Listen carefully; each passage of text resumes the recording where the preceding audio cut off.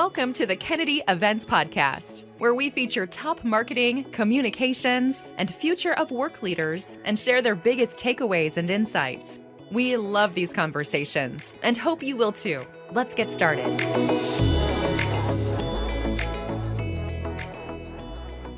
Welcome to the Kennedy Events Podcast, where we uncover the future of bringing people together through the eyes of industry leaders. Whether that's retaining top talent for business, attracting your ideal partners, or retaining your best customers, we learn from professionals who have been there and done it so you can too. And I'm your host, Paige Buck. Past guests include Kim Alpert of Udemy and Sarah Razavi of Working Solutions. Today, I have Elyse Napolitano, a visionary and growth strategist to the entrepreneurial movers and shakers of the world. Over the past 2 decades, Elyse has helped hundreds of clients have fun, make money, build inspired teams, all while living their creative purpose.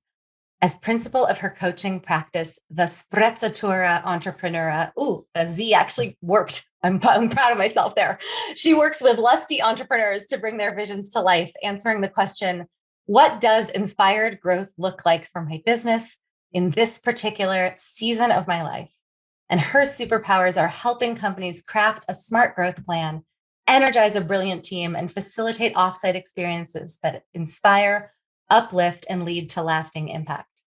Before we dive in, Elyse, today's episode is brought to you by Kennedy Events. Kennedy Events creates stress-free conferences and events, providing expert management and design for all your corporate event needs, from in-person to hybrid and virtual. You can learn more about us at kennedyevents.com. So, Elyse, hi. Paige, hi. Hello. We're here together. I'm so happy to see you. I'm so happy to see you too. And I love now saying the Sprezzatura Entrepreneur, and that name is new to me. I had to look up the definition, and I found studied carelessness as the phrase that stood out to me. And it goes on to say, like, especially as a characteristic quality of style of art or literature. But tell me why you chose that word. So, one thing you know about me is that my Italian heritage is something that I really enjoy celebrating through cooking and reading and visiting Italy. And so I really resonate with my Italian roots. And that word, of course, is Italian. As you said, it's fun to say sprezzatura. But what the image that comes to my mind, you read that longer definition, it said, especially as a quality of art or style. The vision that comes to my mind, the picture is like a woman walking down the street wearing just a fabulous outfit and just enjoying the weather, smiling at, people passing by. And, when you see that, and you and I, both know when we put on a beautiful outfit and we're going somewhere that matters to us, that it's studied carelessness, right? That we chose each thing specifically for the way it made us feel or the resonance. Mm-hmm. And yet the overall look is just of something that kind of fabulously fell together. And so what I'm wanting when I'm helping my clients is for them to feel like that person walking down the street. So they hold the pieces together in a really mindful, meaningful way. And each one resonates for them and has them feel fabulous. When we're talking about elements of their business and how they're running their business, and that the outward appearance is of a beautifully put together style or art. This is your art, your business, right? Mm-hmm. It's your life's work. So that's kind of, I like having that image. That's where we're all going, is to like having this fabulous feeling, and having your entrepreneurial endeavor be your art. But also, like, the energy underneath that doesn't have to be something you and I were talking about briefly earlier. It doesn't have to be Instagram worthy. Or maybe it is on the surface, and behind the scenes, we know there's real life happening, and there's space for the real life to happen. Yeah. So I'm going to move my head a little to the left, depending what the viewer says. And so there's concrete being poured in my backyard right now. And as you know, we talked before this call. I was having trouble finding a place to do the podcast from because I'm in the middle of painting my kitchen. The house is pulled apart. There's paint in my hair somewhere. I don't know if you can see it, but I would normally at least put on a pair of earrings for this type of event, or experience podcast with Paige. But I'm in the middle of a lot of deconstructing and rebuilding here. I'm in the middle of what would not look at all Instagram ready. And there's sanding happening inside my house. So from a noise perspective, it's kind of like, where can I be?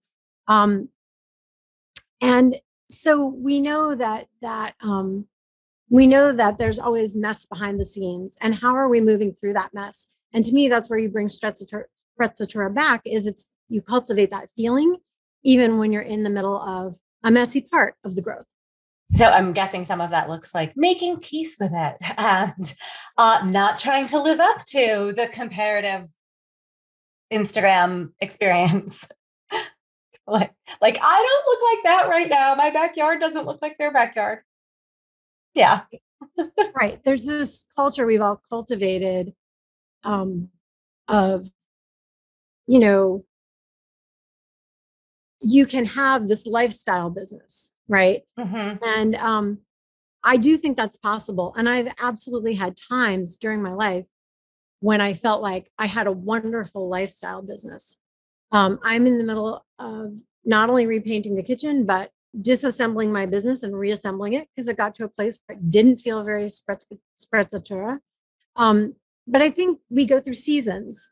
And one of the things that I really like to talk with my clients about is right growth.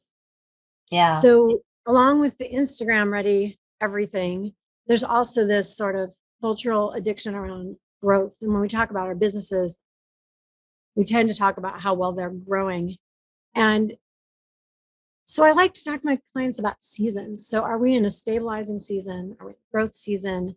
If we're in a growth season, what does right growth look like? Mm-hmm. Because as you said, my backyard doesn't look like their backyard or whatever it is, right? We all want different backyards, right? So what is right growth for me? Or are we in a deconstructing and rebuilding phase? So thinking about things in terms of phases, which gives you a lot more freedom to be in the mess. We're not always going to be Instagram ready. And we're not always going to be, I think, we here in the Bay Area are surrounded by that, an extra layer of that, like Silicon Valley, 10x your business. This is scale. You're looking for the hockey stick, when is that going to happen? And again, that kind of comparative, like, if I'm not doing that, then I'm doing something wrong. Or if I don't have like VCs knocking on my door, which Right. doesn't happen in most businesses, in most industries, most of the time. And it can be confused, just like Instagram can be confusing. Like, why doesn't my life look like that? That all around us in our business lives can look confusing. So tell me what those the seasons you named were. I'm sure there are as many seasons as there are colors of the rainbow, but the ones that I've sort of honed in on, that I talk to my clients about are stabilizing the business, which is I have as much business as I want right now, or have the kind of projects I want right now, and I'm honing systems. Mm-hmm. Growth is I want to increase the number of clients or projects that I'm working with. Deconstructing is getting off the dance floor, going up to the balcony, looking down and saying, okay, what's really working here? What's really not? And starting to pull some things apart. And then obviously rebuilding. Now, they're not so clean, right? They can all be happening.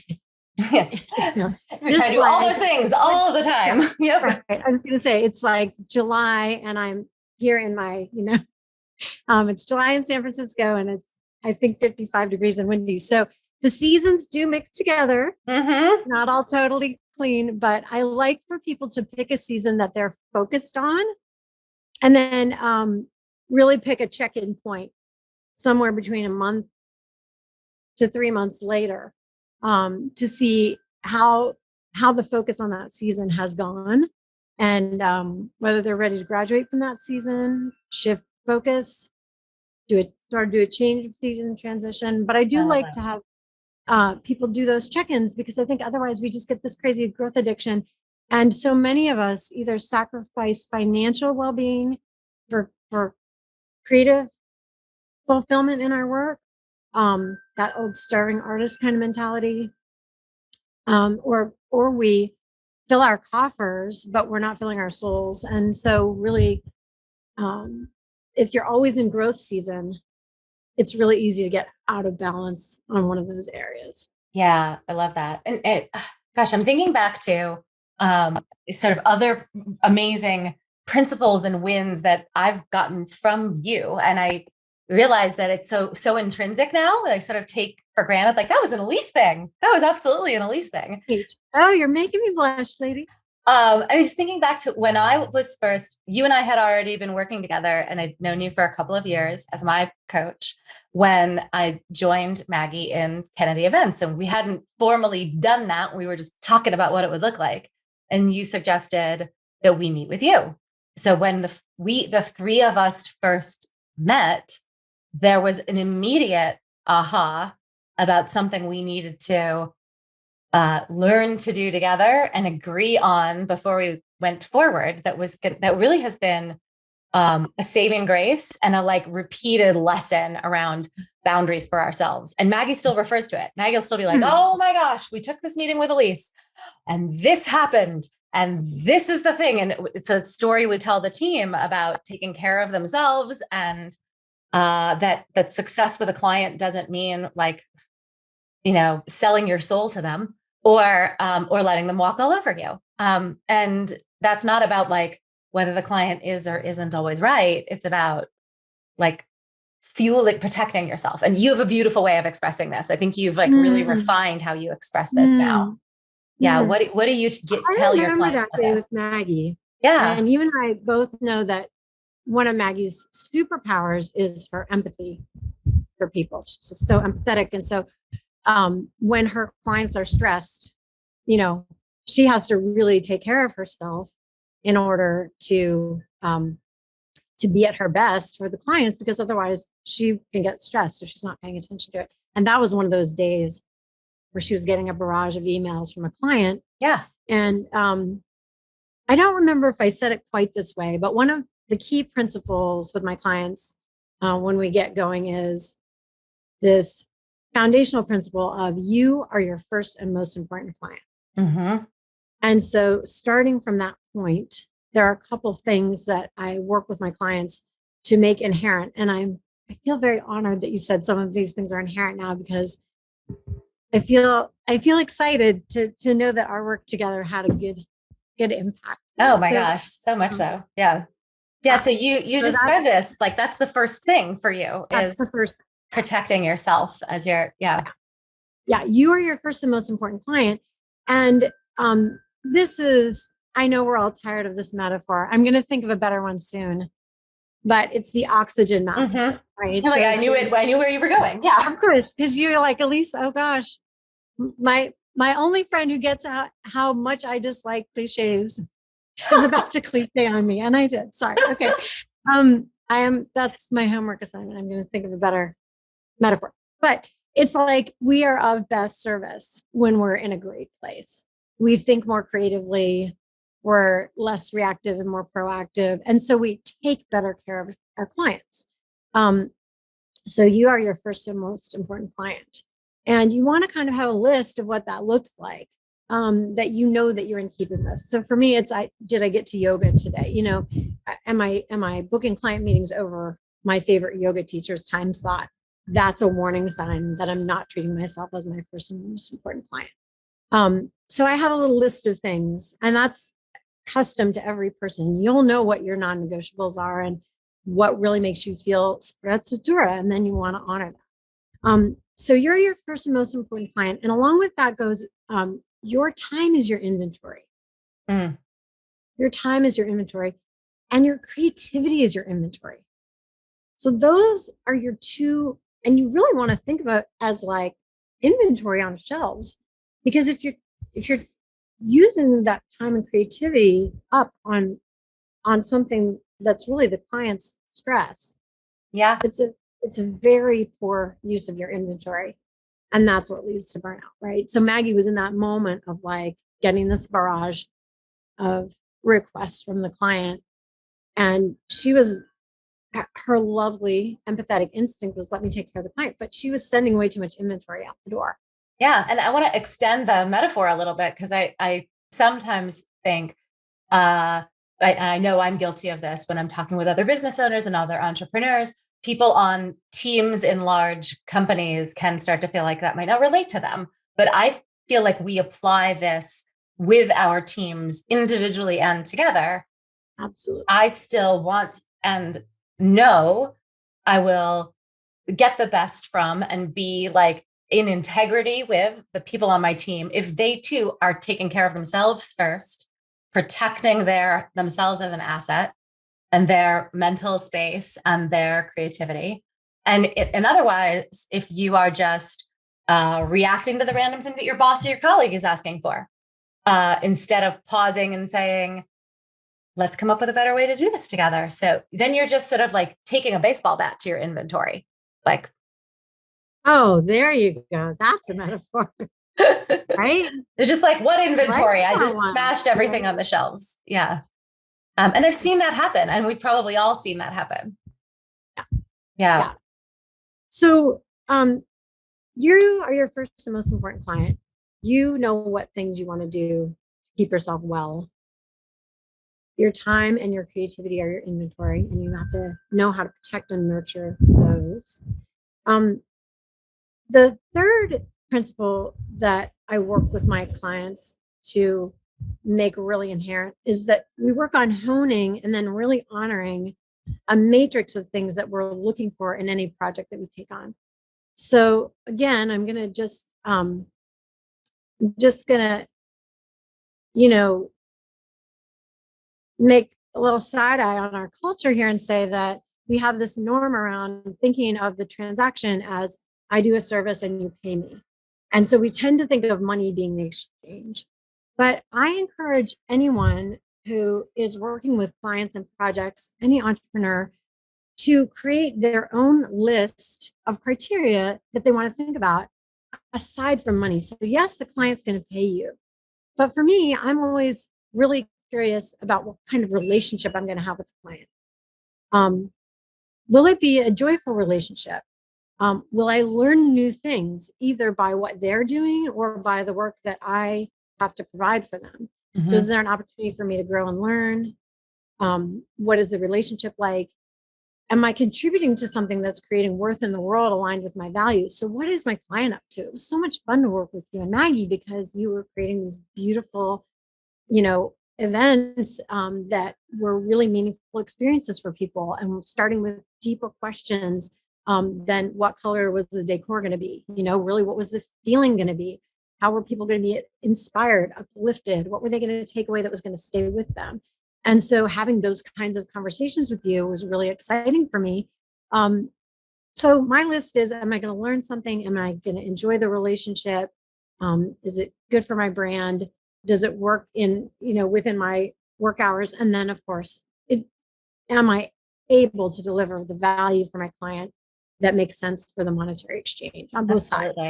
Yeah, absolutely. And I can remember, I think this is more inherent for us now, but we did at one time have this enumerated. And some of the things on our list were like, even if this project isn't going to make us as much as we might want from a similar size project, is it going to like scratch a creative itch that some member of our team has? Like, this gives this person a chance to lead a really creative project with a lot of design components, then we want it anyway. Like, come on in. And that, there's even been ones that have been like, we will get to do a project in a new space or in a new city. Like, that's just keeping things fresh and fun for us. Right. So then you start to think about your projects or your clients like a mosaic, making a picture, right? Yeah. Not every one is the highest paying one, but you might be getting other cool things. What have you found? There's a lot of discussion right now, and there's so much, I think, energy and really lovely, like, curiosity going into, like, what will the future of work look like? And, or how do we, more pedantically, like, level set on, we're working virtually. Are we being productive? Are we communicating effectively? When do I need to be together with you in time and space? And when can I work effectively with us, like ping ponging? Have you been working with teams through this big like sea change? And what are some of the things you've had to help them navigate? It's an explosion of questions, as you just named. And I think the answers are going to be pretty unique team by team. The one thing that is clear across the board, no matter who I'm talking to, is that people are really having trouble separating work from life. And having that boundary fall away can be pretty overwhelming. So I'm really trying to help people figure out what makes them most effective, and then how do they name that for themselves individually, and then how do they as a team start to create norms for their teams. I think that, I've used a metaphor with some of my clients around being a sports team. So people will do their workouts individually, right? And they do their training on their own, and then they come together for practices and scrimmages and to play, and really think about what is training that can be done individually and where do you need to be on the field, and really just get clear definitions for that. And then like when does training need to look like, I'm extending that again to be like, when does training need to look like a scrimmage? And this is where I'm like, it still needs to be synchronous work. Can we at least get on Zoom together and like, do, what is it with kids? Parallel play. Like, and I'll periodically pop into yours and you can pop into mine. Yeah. Right. Yeah. Go ahead. No, I was going to say, you really named that. There's so much that's happening with that, like blurring or breakdown between work and personal. And for some people, they're thriving in it. Like the blurring has been incredibly helpful because it means I can go watch my child's soccer game. But then it's like reconstituting what new rules or parameters need to be put in place. Right. Yeah. Every team is going to have a different comfort level with structure and fluidity, and every person is. And then, as you and I have always talked about, we have introverts and extroverts and extroverted introverts and introverted extroverts. And we all have a different need to gather, right? And so to me, it's really taking stock of how you work best and really thinking about whether you're really thinking about what follows that second principle of taking care of your time and creativity as as if it's inventory, and then figuring out how to talk about that as a team, and look at ways for the team to get team play and for individuals to get individual training time. Yeah, I really love that. I love that. Where are you looking to for inspiration and input on things like this? Gosh, that's such a great question. And I feel ill-prepared to answer in this. Where am I looking to for inspiration? I feel like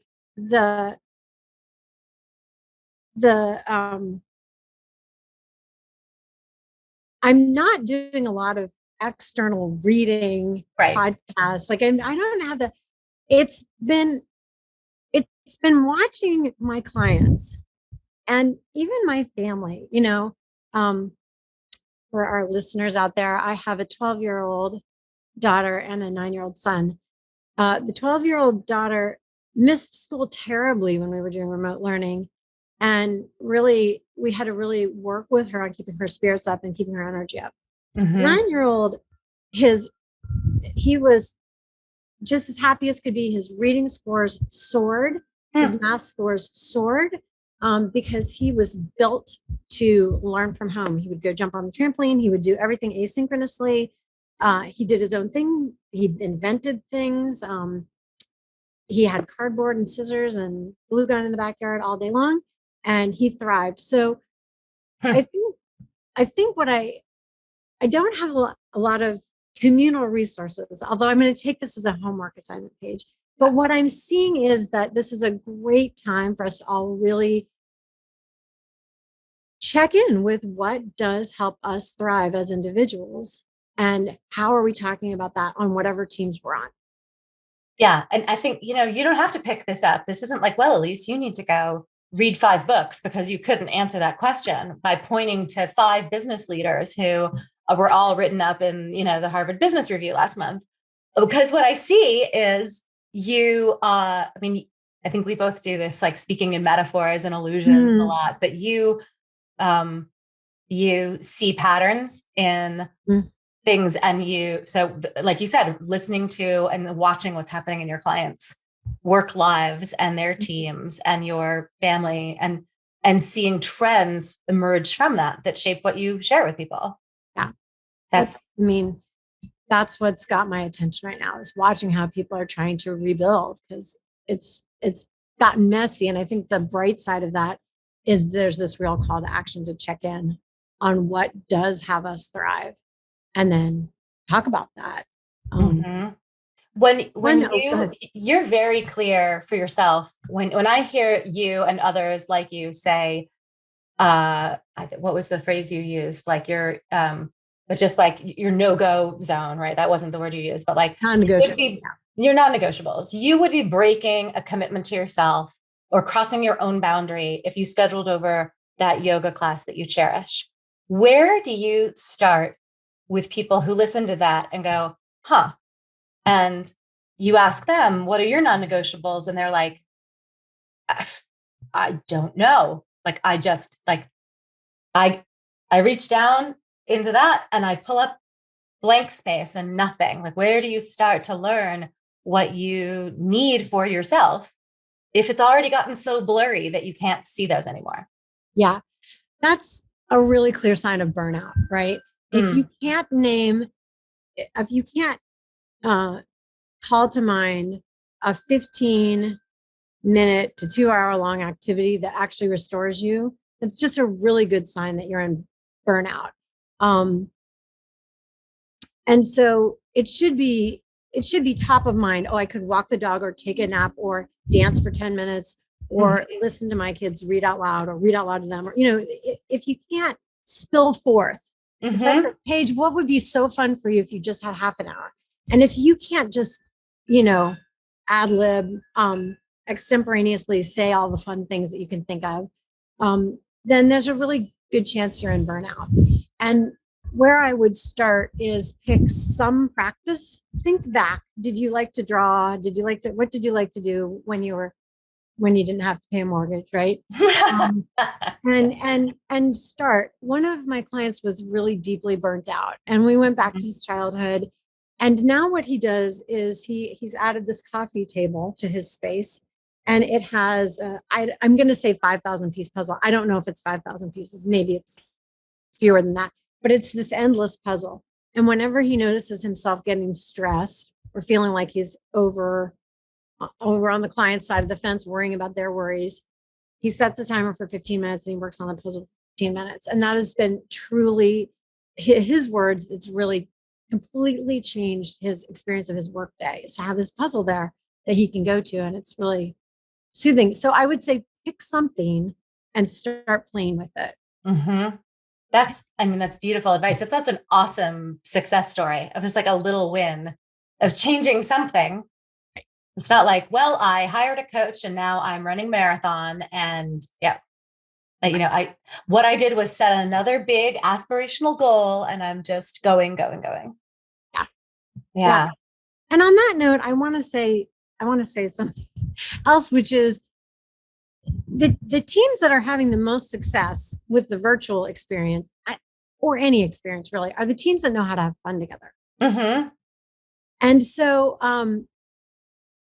as a result of this person's, he and I brainstormed this together, but we went back to childhood. What did he used to like to do by himself? So we went back to childhood, and that's what he came up with. And as a result of this, I have a team that has a game board, and they have listed their non-negotiables. So one person, after she drops her kids off for school every morning, she has a 15-minute meditation. And so everybody has a list of 5 things that they do every day to take care of themselves. And when everybody on the team gets to at least 4, then they did a collective drawing, had it made into a puzzle. We had the puzzle cut, and now they all have pieces of the puzzle, and they're mailing it to the business owner. So every time everybody gets 4, then somebody gets to mail a piece to the business owner. She puts it up on the wall and she's making the puzzle on it. Oh my gosh. Kind of elaborate, but I mean, it just came from a lot of brainstorming and playing, and they're just having so much wonderful fun working virtually because they have this game they're playing to take care of each other, right? I absolutely love, I hate the word gamification, but I absolutely love the shared leaderboard and, inspiration from one another and honoring each other's spaces like that, because I think that is what's making, I cringe whenever I hear stories of like people not making space for one another's things or deprioritizing that. Or, I've heard of, because my cat today must have jumped up here 5 times. He's just decided this week that he needs to sit next to me. Never before has this happened. But I heard early on during COVID of a boss who truly resented and had asked his staff, please don't have your cat in the room because I can see how distracting it is for you. And then I resent it. And I was like, I'm so glad I have a TM. I'm so glad that's not my experience and that's not my team's experience of one another. And I don't need that around me.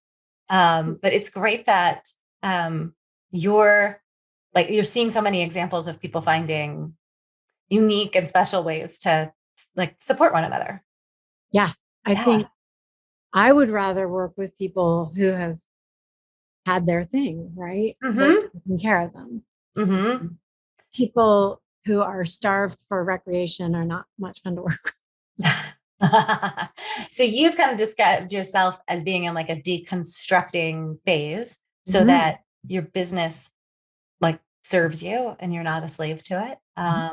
And do you have a sense of where it's going? Like what the deconstruction is going to lead to? So how do I bottom line this answer? Let me take a breath and bottom line this. I got to a point where I was really doing well on my principles, treating myself as my first and most important client, treating my creativity and my time as my inventory, really honing and honoring my list of criteria for bringing clients in, and then training the clients what it looks like to work together successfully so that they had all that information, right? I was doing really well with that. And I let the mosaic get too big. So I got too busy and I didn't notice that. I was loving the heck out of all my clients and feeling financially rather successful. And I was taking care of my time, technically speaking, if you looked at my calendar. But I got so busy that I felt like I was running to yoga. And when you're running to yoga, you have to pay attention. Or when in the last 5 minutes of yoga, you're like, how much more time do we have to remain in Savasana before I can throw on my sweatshirt and run back? Yeah, a friend of mine told me that, he would go to yoga and then skip Shavasana every time.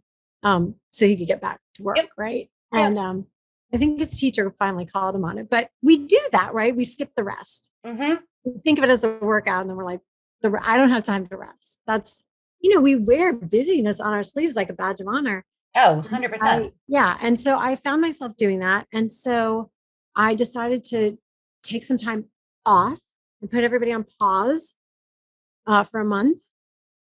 And I'm really starting from scratch with my wheel of business. What does it look like?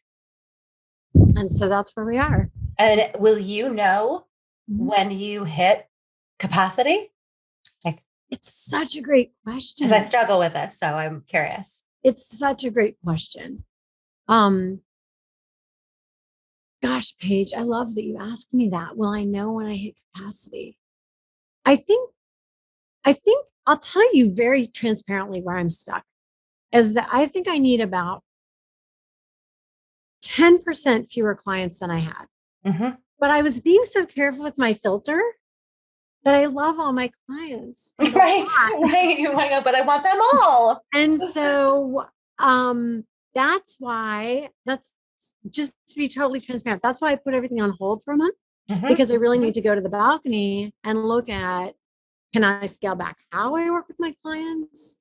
Are there people in phases where it's a great time for a pause and we're just, we're just running along because we're running along. So I really wanted to stop the action and take a look. And that's where we are. Right. So you think the capacity looks like 10% less than it was. And then you just kind of keep checking in with yourself. Yeah. I love it. I love it. Well, it's funny because I feel like I know some of this about you. So I'll just pick one of these questions, which is, kind of like lightning round or quick question before we wrap. Like one thing that you do to get centered or get grounded. One thing I do to get centered or get grounded. Every morning after I drop the kids off from school, I just take a look at my calendar and I say a little blessing over every meeting that I have. I'm like, oh, I get to see Paige today. And then my daughter's name is Ellery. Ellery has a funny thing she does, and she calls it Ellery Cocker Spaniel. And it's the wiggle. Oh. And so I have my calendar open for a few minutes and I just sit and take a look at all the meetings and I do a little blessing, little Ellery Cocker Spaniel.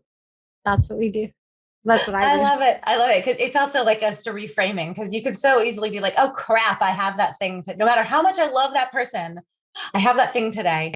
And instead could be like, I get to have this thing today. And now I'm going to do a little Cocker Spaniel shimmy, happy dance, tail wag. Love it. Elyse, where can people learn more about you and Sprezzatura Entrepreneur? Go to ElyseNapolitano.com. We will put it in the show notes so you don't have to be able to spell it. It'll be right there for you.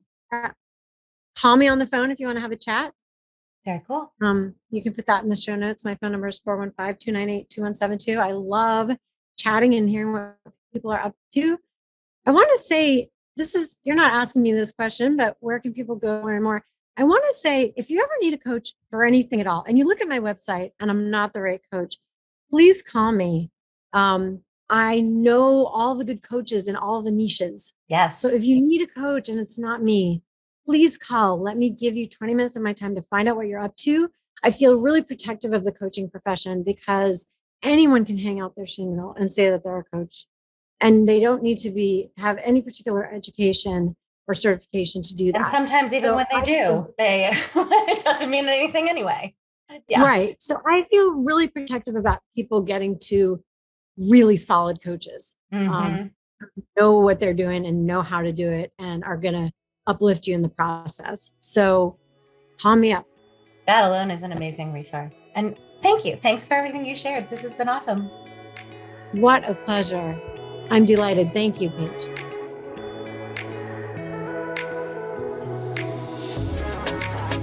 Thanks for listening to the Kennedy Events Podcast. Come back next time and be sure to click subscribe to get future episodes.